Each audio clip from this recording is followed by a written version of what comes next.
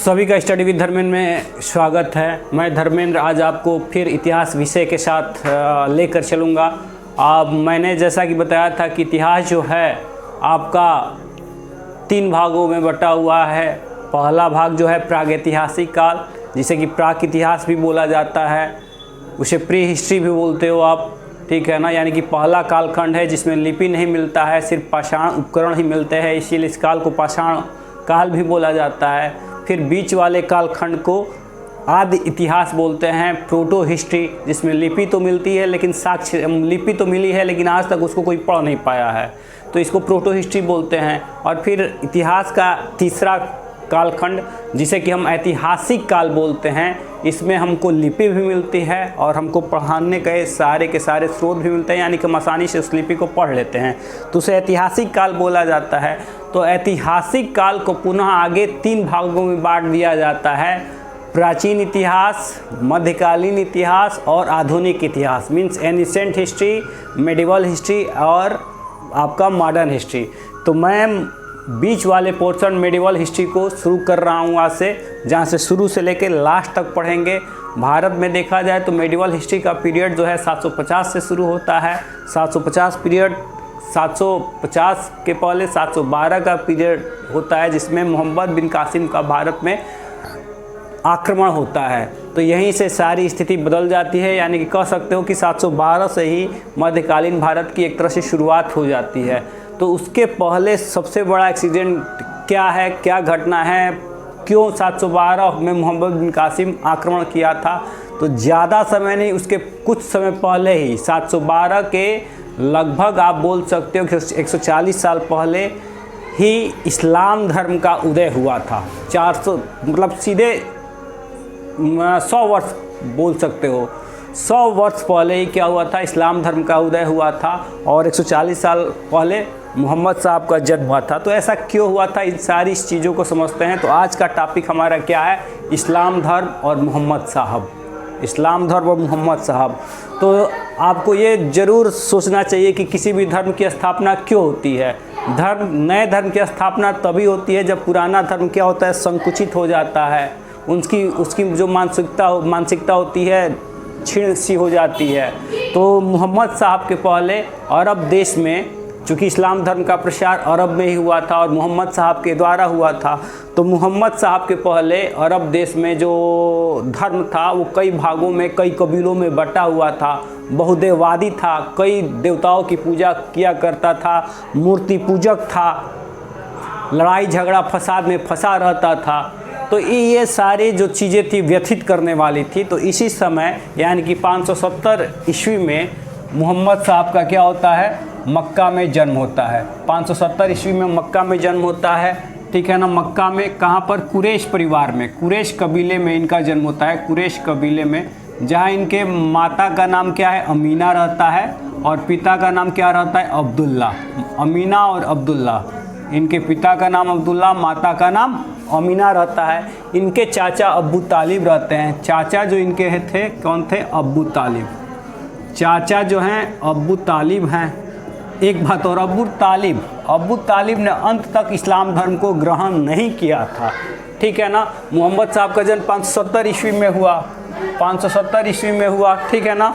और इनको ज्ञान कब मिला, ठीक है ना, 610 ईस्वी में। 610 ईस्वी में इनको ज्ञान मिला। 610 ईस्वी में क्या हुआ था, इनको हीरा नामक गुफा में किसके द्वारा, जेब्राइल देवदूत मिला था, देवदूत मिला था, ठीक है ना। जेब्राइल देवदूत मिला था और कहा था कि जैसे मान लो कि आप ही वो बंदे हो जो क्या कर सकते हो, अल्लाह के बातों को, अल्लाह के उपदेश को जन सामान्य में पहुंचा सकते हो। क्यों कि अल्लाह एक है, वो एकेश्वरवादी है, तो ये बहुदेववादी बटा हुआ नहीं है। तो आप ही वो बंदे हो जो यह कार्य आसानी से कर सकते हो। तो ये काम किसने किया था, जिब्राइल नामक देवदूत ने मोहम्मद साहब को ये बात बताई थी। यानी कि उनको दिव्य विज्ञान की प्राप्ति 610 ईस्वी में हीरा नामक गुफा होती है। यानी कि जब आपसे पूछा जाए कि इस्लाम धर्म का फैलाव कब से हुआ, तो 610 ईस्वी में। और 610 ईस्वी में मोहम्मद साहब किस में, इंटरचेंज हो गए पैगंबर में, पैगंबर में चेंज हो गए, यानी कि क्या हो गए, पैगंबर हो गए, पैगंबर हो गए, बातों को, इस्लाम धर्म की बातों को फैलाने लगे, यानी कि पैगाम देने लगे अच्छी अच्छी बातों का, तो इसीलिए वो क्या हो गए, पैगंबर बने। पैगंबर के साथ इन्हें क्या कहा जाता है, नबी कहा जाता है। नबी के साथ इन्हें क्या कहा जाता है, रसूल कहा जाता है। ये इनके नाम हैं, नबी, रसूल, ठीक है ना। 610 ईस्वी में ही क्या ये प्रचार करते हैं इस्लाम धर्म का, तो इस्लाम धर्म का प्रचार करते हैं और क्या करते हैं, खिलाफत राज्य की स्थापना करते हैं। खिलाफत का मतलब क्या होता है, बड़ा सामान्य सा शब्द है खिलाफत, बहुत कम लोगों को पता होता है। खिलाफत मतलब क्या होता है, धर्म राज्य। क्या होता है, धर्म राज्य की उन्होंने स्थापना की थी। धर्म राज्य क्योंकि उसके पहले जो राज्य था वो क्या था, अधर्म था, अधर्म से परिपूर्ण था, लेकिन उन्होंने क्या की थी, धर्म राज्य की स्थापना की थी, मीन्स खिलाफत राज्य की स्थापना की थी, जहाँ पर वो राजा का भी कार्य करते थे, न्याय का भी कार्य करते थे और प्रशासन का भी कार्य करते थे, यानी कि सारे के सारे सत्ता के ध्रुव वही थे। धर्मराज की स्थापना की थी। तो इनके बाद जो भी गुरु हुए, यानी कि प्रथम पुरुष जो हुआ, उनको क्या बोला जाता था, खलीफा बोला जाता था। क्या बोला जाता था, खलीफा। और इस्लाम धर्म के मानने वाले लोग ही क्या कहलाए, मुसलमान कहलाए।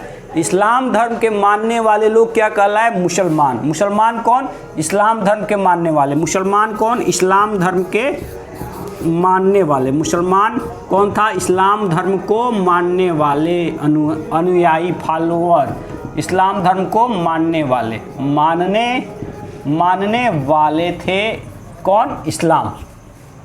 तो इस्लाम दो शब्दों से बना हुआ है, एक सल्म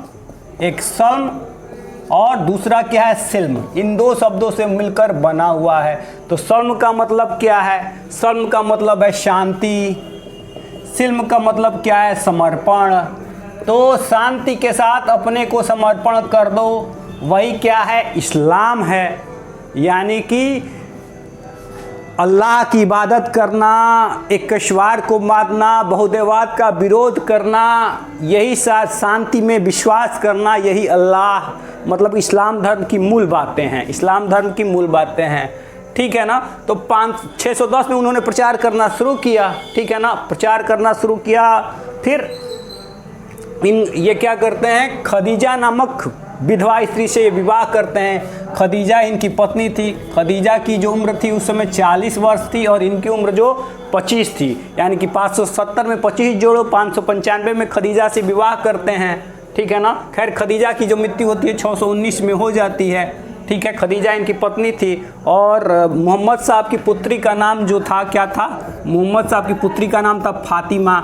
इसी फातिमा की शादी किससे के साथ हुई थी, अली के साथ हुई थी। किसके साथ हुई थी, अली के साथ हुई थी, ठीक है ना। फातिमा, अली आगे अभी आएंगे, अली, फातिमा के साथ इनके दामाद का नाम क्या था, अली था, ठीक है। इस्लाम धर्म के पांच मुख्य बातें हैं, कौन है, कलमा है, रोज़ा है, नमाज है, ज़कात है, हज है। कलमा मतलब कि अल्लाह पर पूर्ण विश्वास करना, कलमा, नमाज, 5 वक्त की नमाज पढ़ना, रोज़ा यानी कि मुबारक रमज़ान महीने में सूर्यास्त से लेकर सूर्योदय तक, सूर्यास्त मतलब कि सूर्यास्त से लेके, सूर्यास्त से पहले और सूर्योदय यानी कि सूर्योदय से लेकर सूर्यास्त तक क्या करना, बिना अन्न जल ग्रहण किए उपवास रखना। सूर्योदय से सूर्यास्त तक, सूर्योदय से सूर्यास्त तक बिना अन्न जल ग्रहण किए उपवास करना, ठीक है। कलमा, रोज़ा, नमाज हो गया। ज़कात क्या है, ज़कात अपने हिस्से का 2.5%, यानी कि आपकी आमदनी जितनी है उसका 2.5% धर्म कार्य के लिए दान देना। तो ये क्या हो गया, ज़कात हो गया। और अपने जीवन काल में एक बार हज की यात्रा करना, यानी कि मक्का की यात्रा करना, ये इस्लाम धर्म की मूल बातें हैं, ठीक है ना। इसको लिख देते हैं, ठीक। कलमा, नमाज, कलमा, नमाज, रोज़ा, ज़कात, हज, क्या है, हज है, ठीक। इसके बाद जो क्या है, 610 इसमें प्रचार करना शुरू करते हैं, ठीक है ना। तो चूँकि पुराने बातों पर ये चोट करते हैं, बहुदेववाद का विरोध करते हैं, मूर्ति पूजा का विरोध करते हैं, कहाँ, मक्का में, तो वहाँ के लोग इनसे बहुत ही नाराज़ हो जाते हैं। तो ये इतने परेशान होते हैं कि 622 में 622 ईस्वी में मक्का छोड़कर कहाँ चले जाते हैं? मदीना चले जाते हैं। कहाँ चले जाते हैं? मदीना चले जाते हैं। और जब ये मदीना जाते हैं तो इसी को क्या बोला जाता है? इस्लाम धर्म में बहुत बड़ा एक्सीडेंट बोला जाता है, बहुत बड़ी घटना बोला जाता है, जिसको कि हम हिजरत के नाम से जानते हैं। क्या नाम जानते हैं? हिजरत के नाम से जानते हैं। और इस साल जो संवत स्थापित हुआ इस्लाम धर्म में, उसको हिजरी संवत बोला जाता है। क्या बोला जाता है? हिजरी संवत बोला जाता है। हिजरी संवत कब स्थापना हुआ? 622 ईस्वी में। 622 ईस्वी में हिजरी संवत की स्थापना हुई और इतनी तेजी के साथ इस्लाम धर्म फैला कि जिसकी सीमा नहीं है। ठीक है ना। हिजरी संवत 632 ईस्वी में मोहम्मद साहब की मृत्यु हो जाती है। तो मृत्यु होती है तो फिर खिलाफत की स्थापना पहले ही कर दिए थे, तो इनके बाद जो भी मोहम्मद साहब का स्थान लेता है उसको क्या बोला जाता था? खलीफा बोला जाता था। खलीफा। ठीक है ना। तो खलीफा के दो केंद्र हो गए थे, ध्यान से समझिएगा। मोहम्मद साहब के मृत्यु के साथ ही क्या हुआ, ये बात निकल के आई खलीफा का केंद्र क्या है, मक्का है कि मदीना है, मक्का है कि मदीना है। तो इनकी मृत्यु के बाद कुछ लोग चाहते थे कि जो खलीफा बने वो बाई इलेक्शन यानी कि चुनकर बने, और कुछ लोग चाहते थे यानी कि वंशानुगत खलीफा बने। तो मोहम्मद साहब का कोई पुत्र तो था नहीं, उनकी पुत्री थी फातिमा, जिसकी शादी अली से हुई थी। ठीक है ना। तो अली कहाँ थे? मदीना में थे। और इधर कौन थे? मक्का में लोग थे। तो प्रारंभ में जो खलीफा का केंद्र बना आपका क्या था? मक्का ही बना। प्रारंभ में खलीफा का जो केंद्र बना वो क्या बना? मक्का बना। मक्का बना। तो मोहम्मद साहब के बाद दो केंद्र आए, मक्का और मदीना। मक्का और मदीना। तो मक्का में कौन? मक्का में जो थे मोहम्मद साहब के बाद जो खलीफा बने उनका नाम था अबू बक्र। ये खलीफा बने कब से कब तक? 632 से 34, 2 सालों के लिए, 200 सालों के लिए अबू बक्र बनते हैं। अबू बक्र के बाद कौन बनता है? हजरत उमर बनते हैं। हजरत उमर बनते हैं कब तक? 634 से लेके 644 ईस्वी तक। और हजरत उमर के बाद कौन बनता है? उस्मान बनते हैं। कौन बनते हैं? उस्मान बनते हैं। हजरत उस्मान बनते हैं। ये तीसरे खलीफा रहते हैं। ये पहले, दूसरे, तीसरे, ये तीनों लोग मक्का में। और उस्मान कब? 644 से लेके 656, 12 सालों के लिए उस्मान बनते हैं। ठीक है ना। इसके बाद जो खलीफा का केंद्र था वो मदीना चला आता है। और फिर किसका नाम आता है? अली का नाम आता है। यही अली कौन थे? दामाद थे। किसके दामाद थे? मोहम्मद साहब के दामाद थे। और ये जो चारों खलीफा हैं ये किसके साथ अपने जीवन काल के प्रारंभ में थे?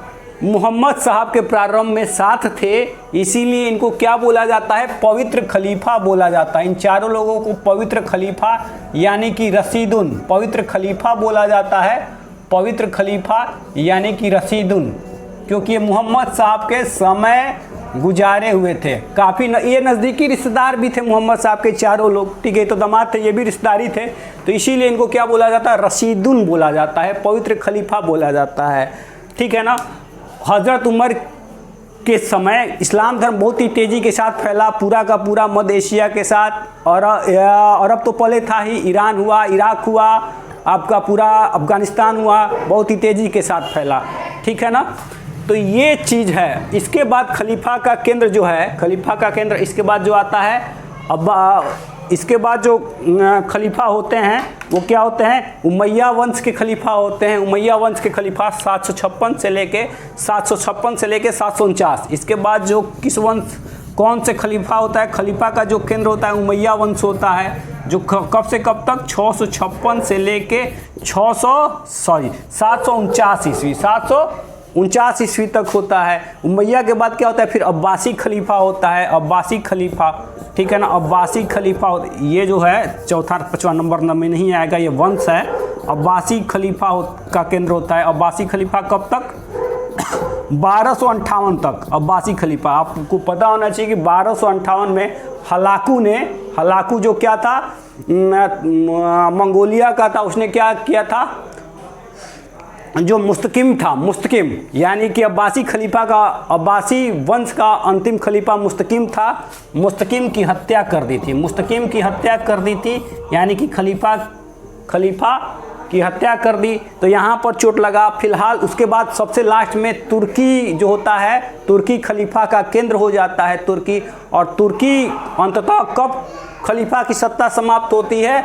जब ऑटोमन साम्राज्य जो इस्टेब्लिश होता है तुर्की में, और मुस्तफ़ा कमाल पाशा ने अब्दुल मजीद द्वितीय को खलीफा पद से हटाकर इस काम को, यानी कि खलीफा के पद को समाप्त कर दिया। कब? 1924 में। 1924 में कब अब्दुल मजीद द्वितीय को, अब्दुल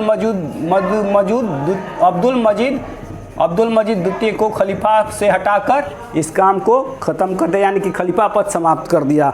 फिलहाल इस्लाम धर्म जो था अपने उद्देश्य में सफल हो गया था, बहुत तेज़ी के साथ प्रसार हुआ। और 610 ईस्वी के बाद, यानी कि अगले 102 सालों में ही हमको क्या दिखता है? इस्लाम का पैर प्रसारना भारत में भी देखता है। और शख्स का नाम है मोहम्मद बिन कासिम, जिसके बारे में हम अगले चैप्टर में पढ़ेंगे, यानी कि टॉपिक वाइज पढ़ेंगे। तो अगला हमारा केंद्र होगा मोहम्मद बिन कासिम का भारत में आक्रमण। ठीक है, तो उम्मीद है सबको समझ में आया होगा। तो समझ में आया है तो शेयर कीजिए, इसको लाइक कीजिए, ताकि मैं ऐसे ही आपको अच्छी अच्छी जानकारी देता रहूं। ठीक है ना? खिलाफत का मतलब क्या है, मुसलमान का मतलब क्या है, ठीक है ना? तो एक बात और, ये जो दो मक्का में जो केंद्र था खिलाफत का, जो चाहता था कि इलेक्शन के थ्रू, यानी कि चुनाव के थ्रू खलीफा बने, इसी मत को क्या बोला जाता था? सुन्नी बोला जाता था। क्या बोला जाता था? सुन्नी। और जो ये मानते थे कि मोहम्मद साहब का वारिस वंशानुगत, यानी कि दामाद होना चाहिए, उसी मत को क्या बोला जाना चाहिए? उसी मत को शिया बोला गया। क्या बोला गया? शिया। चलिए ठीक है, फिर ऐसी ही जानकारी आपको अगले वीडियो में दूंगा। तब तक के लिए धन्यवाद। आपका दिन शुभ हो। शेयर कीजिए, सब्सक्राइब कीजिए और पूरा वीडियो को देखिए। धन्यवाद।